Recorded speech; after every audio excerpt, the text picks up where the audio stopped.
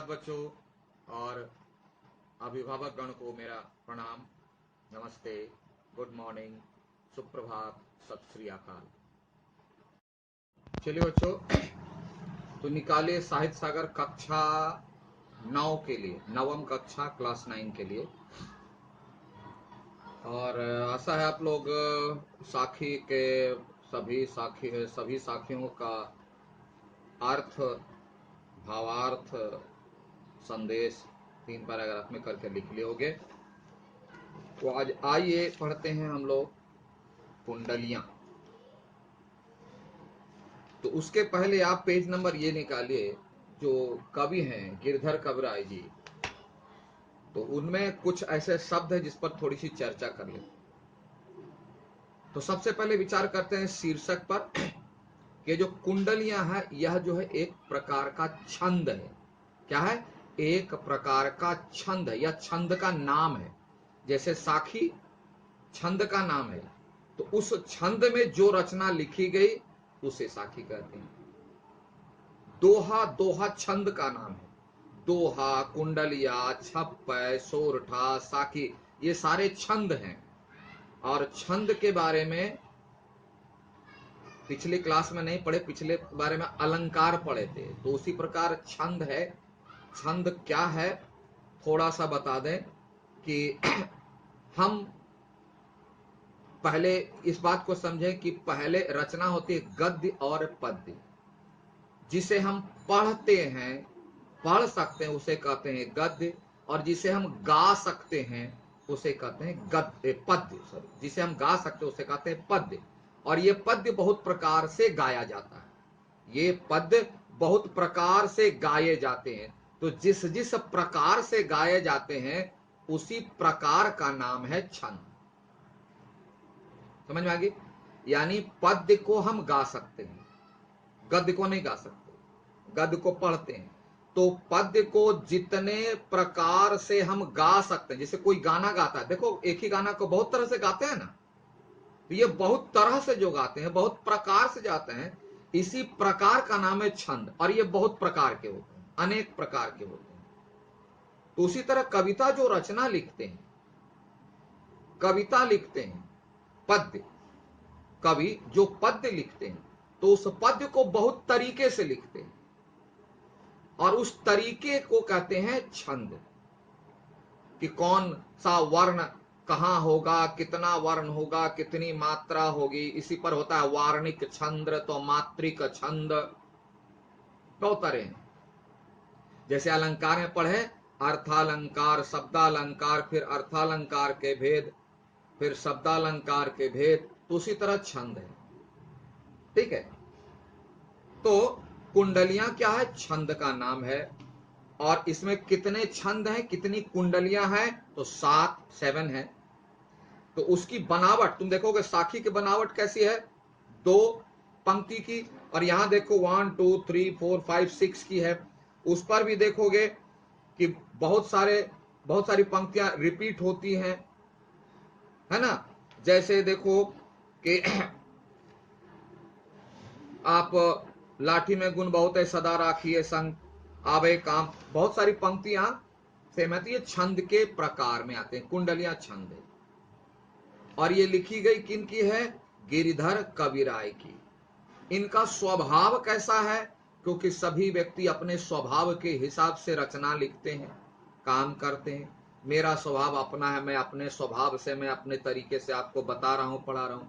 सभी शिक्षकों का अपना स्वभाव है, आपका अपना स्वभाव है, सारी दुनिया में सारे व्यक्तियों का अपना अपना स्वभाव है, और उसी स्वभाव से काम करते हैं।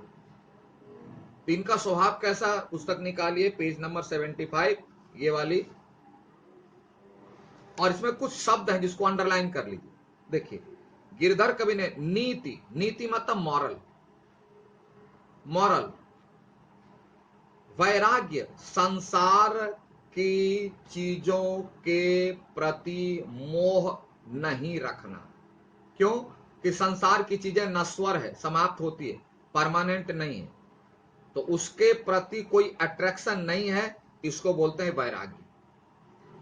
अध्यात्म, अध्यात्म मतलब ईश्वर के प्रति, ईश्वर क्या है, कौन है, कैसे हैं, इन सारी बातों की जानकारी को कहते हैं आध्यात्म। यानी ईश्वर से संबंधित जो भी बातें हैं उनको कहते हैं आध्यात्मिक।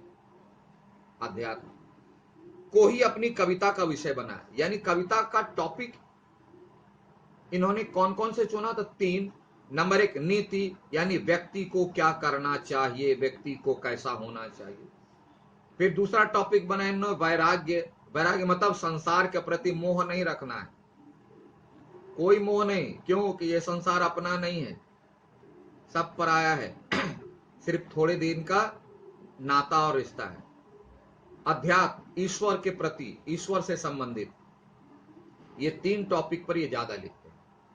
तो कुंडलिया में हम लोग देखेंगे नीति, यानी व्यक्ति को कैसा होना चाहिए, क्या करना चाहिए, ऐसी बातें वहां हैं।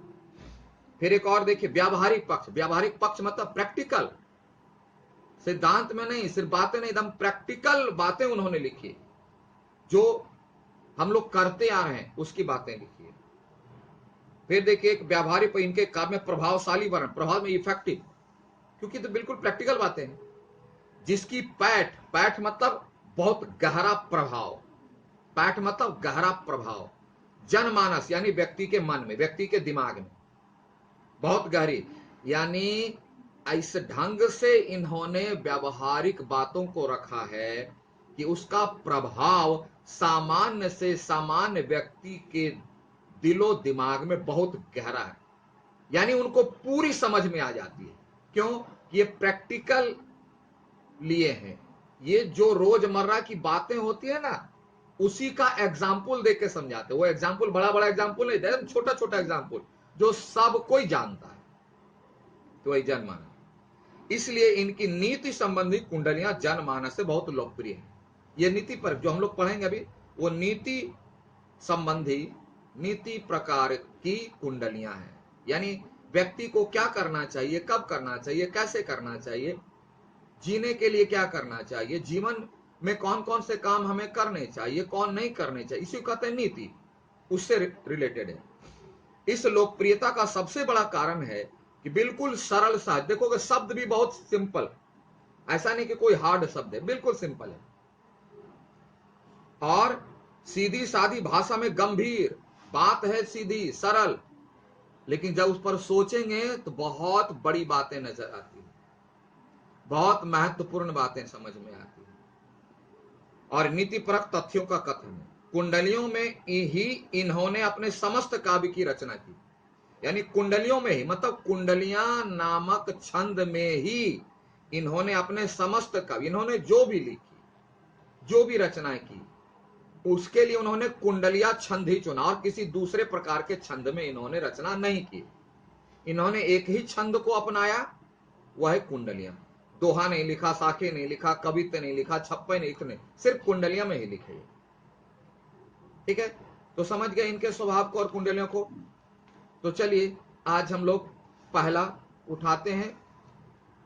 तो समझ गए कुंडलिया शीर्षक की सार्थकता, कि इन्होंने मनुष्य के जीवन में आने वाली उपयोगी बातें जो भी हैं, यानी नीति परक बातें, नीति पर हमें क्या करना चाहिए, कब करना चाहिए, कैसे करना चाहिए, इन सारी बातों को इन्होंने कुंडलियां नामक छंद में ही लिखा। इसलिए इस पद्य का नाम, कविता नहीं बोले, कविता एक प्रकार का अलग छंद है, इसलिए इस पद्य का नाम कुंडलियां है। मूल भावना क्या है? तो इस कुंडलिया की मूल भावना अगर पूरे में देखें, सब में अलग अलग बातें हैं, लेकिन पूरे में देखें, मनुष्य के जीवन को बेहतर बनाने वाली बातें इसमें है, और कुंडलिया नामक छंद में, इसलिए कुंडलिया। इसकी प्रासंगिकता क्या है, जरूरत क्या है? तो सबकी अलग अलग जरूरतें हैं, लेकिन एक पाठ की तरफ से देखें तो जरूरत इस बात की है कि हम इन सारी बातों का पालन आज नहीं कर रहे हैं, नहीं कर रहे हैं, जिसके चलते हमारे जीवन में परेशानियां बढ़ी हुई। अगर हम लोग इन सारी बातों का पालन करें अपने जीवन में, तो परेशानियां बहुत कम हो जाएंगी, हमारा जीवन आनंद से भर जाएगा। इसका पालन करें, यही इसकी जरूरत है। इसलिए इस कुंडलियां की प्रासंगिकता आज भी है, यानी इसकी जरूरत आज भी है। ठीक है, तो चलिए एक उठाते हैं आज, है ना। चलिए पेंसिल लीजिए। लाठी में गुण बहुत हैं, लाठी डंडा, लाठी में गुण बहुत है सदा राखिए संग। कभी कहते हैं कि डंडा लाठी है ना, लाठी में बहुत गुण हैं, अनेक गुण हैं, इसलिए आप इसे हमेशा साथ रखिए। क्योंकि गुण वाली चीजों को ही साथ रखते हैं ना, जिसमें गुण कोई नहीं, पॉकेट में क्यों रखें, हाथ में क्यों रखें। कभी देखिए कहां से उदाहरण लिए, लाठी। क्यों लाठी का उदाहरण लिए कि आजकल लाठी लेकर के चलने को लोग समझते हैं बेवकूफ है, देहाती यानी बेवकूफ है, अशिक्षित है, अज्ञानी है। यह नहीं सोचना है। क्यों कि लाठी में बहुत गुण है, बहुत गुण है, अनेक गुण हैं, इसलिए इसे आप अपने साथ रखा कीजिए। क्यों कहते हैं ऐसा, देखिए। गहरी यानी गड्ढा, गड्ढा, नदी, नदी जिसको कहते हैं रिवर, नारी, नारी मतलब वो स्त्री नहीं, फीमेल है, नारी कहता हूं ना, नाला, नाला, ड्रेन, तहां बचावे अंग, यानी अगर आप लाठी हमेशा लेके चलते हैं तो गड्ढा अगर है तो गड्ढे से बच जाते हैं, क्योंकि लाठी लेके आगे चलते हैं। नहीं, गड्ढे को लगा कर कैसे फांद जाते हैं लोग, ऐसे करते हैं, ऐसे लगा कर कैसे कर करके फांद जाते हैं। नदी में चलने के लिए लाठी का सहारा लेते हैं ना, कि गिरे नहीं, कहां कितना पानी है पता लग जाएगा। नारी जो नाला अगर है तो नाला में ऐसे दे करके जंप कर जाते हैं। तो गड्ढे में, नदी में, नाली में हमें लाठी अपने शरीर को बचाने के काम आता, बचाने के काम आती है लाठी। लाठी क्या करती है, हमारे शरीर को बचाती है। कैसे, अगर सामने गड्ढा आ गया तो उससे बच गए। नदी में चल रहे हैं तो पानी गहरा है नहीं है वो पता चल गया। ड्रेन नाला आ गया तो उसमें टिका करके जंप करके उस पार चले गए लाठी के सहारा लेकर। तो लाठी के गुण बहुत हो गए। आप देखियो कहां, और दूसरा, तहां बचावे अंग झपटी कुत्ता का हमारे, अगर रास्ते में चलने कुत्ता पीछे लग गया, करने लगा, तो कुत्ते को डंडा दिखाओ, कुत्ता भाग जाएगा, नहीं तो कुत्ता झपट लेगा। तो ये भी एक काम है। और हाथ में अगर लाठी रहा तो कुत्ता भी सामने नहीं आएगा, वो दूर से ही चिल्लाएगा लेकिन आएगा नहीं, और दिखाओ ऐसे भागेगा कुत्ता। तो कुत्ते के झपटने ने कुत्ते के अटैक से बचा लिया। वही कहा, तहां बचावे अंग झपटी कुत्ता का हमारे। और दुश्मन दावागीर, अगर कोई शत्रु हम पर हमला करे, दुश्मन हमला करे, रास्ते में जा रहे हैं अकेला देख करके, अगर हमला करे, कोई अटैक करे, तो दुश्मन दावागीर हो तिनहु को झारे।